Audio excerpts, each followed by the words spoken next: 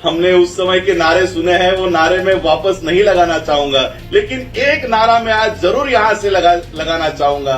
मिले अंबेडकर और अखिलेश, खुल जाएंगे साधुओं के भेष। नमस्कार, आप देख रहे हैं 4PM न्यूज नेटवर्क पे। हूं आपके साथ आयुष मिश्रा। उत्तर प्रदेश में 2027 में विधानसभा चुनाव होना है, जिसको मद्देनजर रखते हुए सियासी दल अभी से ही जोर शोर से तैयारियों में जुट गए हैं और वोटर्स को अपने पाले में करने के लिए सियासी दांवपेच भी चल रहे हैं। आगामी विधानसभा चुनाव को लेकर सपा भी काफी एक्टिव मोड में दिखाई दे रही है। अभी हाल ही में सपा मुखिया अखिलेश यादव ने चुनावी शंखनाद नोएडा के दादरी में रैली करके किया है, जिसके जरिए सपा ने गुर्जर वोटरों को साधने की कोशिश की है, लेकिन ये सिलसिला यहीं थमता हुआ दिखाई नहीं दे रहा है। वहीं अब तो सपा मुखिया अखिलेश यादव को विधानसभा चुनाव से पहले बाबा साहेब भीमराव अंबेडकर के प्रपौत्र राजरतन अंबेडकर का भी साथ मिल गया है।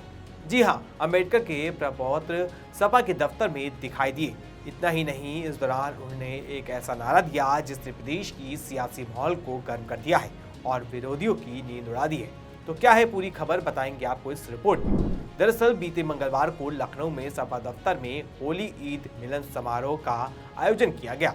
इस समारोह में सपा मुखिया अखिलेश यादव के साथ डॉक्टर भीमराव अंबेडकर के प्रपौत्र राजरतन अंबेडकर भी मौजूद रहे। इस दौरान उन्होंने सपा मुखिया अखिलेश यादव का खुलकर समर्थन करते हुए एक ऐसा नारा दिया जिसने प्रदेश की सियासत में हलचल मचा दी।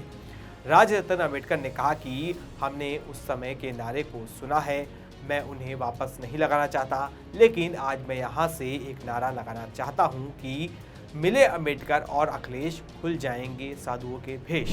भारत के देश की ये खूबसूरत बात है कि इस देश में, क्योंकि मैं पूरे देश में घूमता हूं, साउथ में जाता हूं, नॉर्थ में जाता हूं, 100 किलोमीटर के दूरी पर लोगों की भाषा बदलती है, पहराव बदलता है, खाना बदलता है, ढंग बदलता है, लेकिन 140 करोड़ लोगों को इकट्ठा रखने का काम इस देश के संविधान ने आज भी किया हुआ है।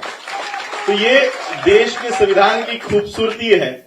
मैं ज्यादा वक्त नहीं लूंगा कल से, क्योंकि अखिलेश जी ने आज सही मायने में, मुझे ऐसा फील हो रहा है, मैं आया तब से सोच रहा था कि ये लोग शायद बोलने के लिए कहेंगे तो मैं कहूंगा क्या।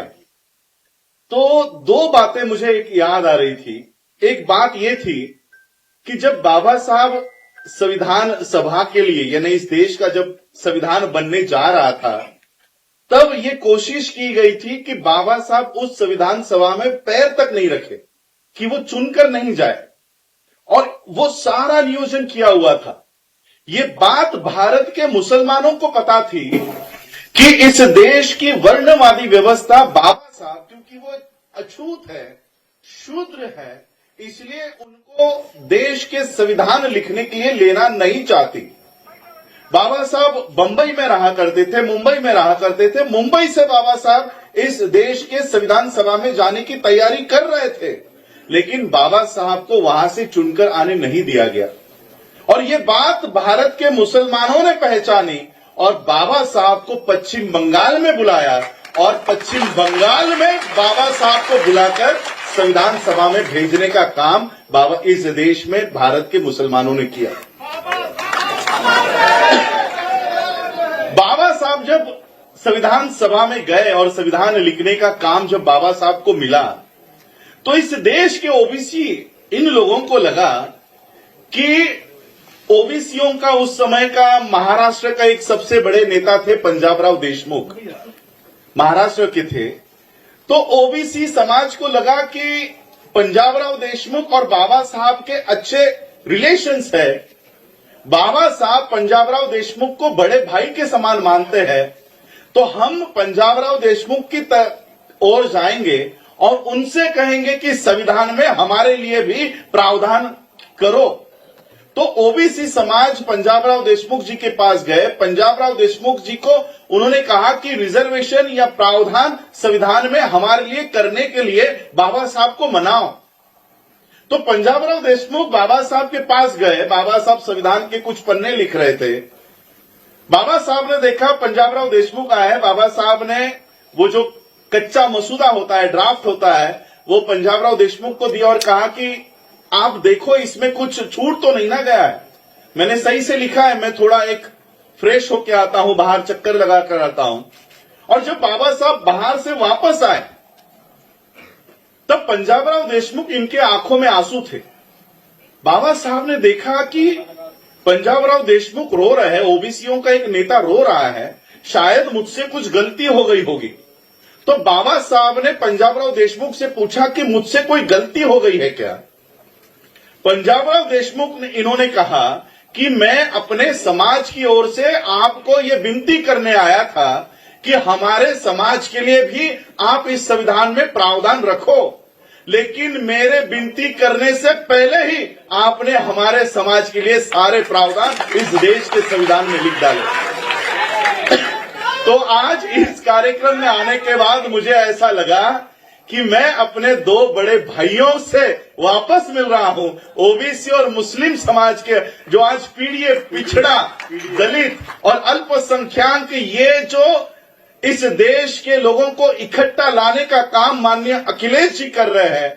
मैं अपने जीवन का अगर इसमें छोटा सा भी हिस्सेदार बन सकूं तो मुझे गर्व होगा कि बाबा साहब के संविधान को बचाने की लड़ाई में मैं आपके साथ था। मैं ज्यादा बात नहीं करूंगा, हमने उस समय के नारे सुने हैं, वो नारे में वापस नहीं लगाना चाहूंगा, लेकिन एक नारा मैं आज जरूर यहां से लगाना चाहूंगा कि मिले अंबेडकर और अखिलेश, मिले अंबेडकर और अखिलेश, खुल जाएंगे साधुओं के भेष।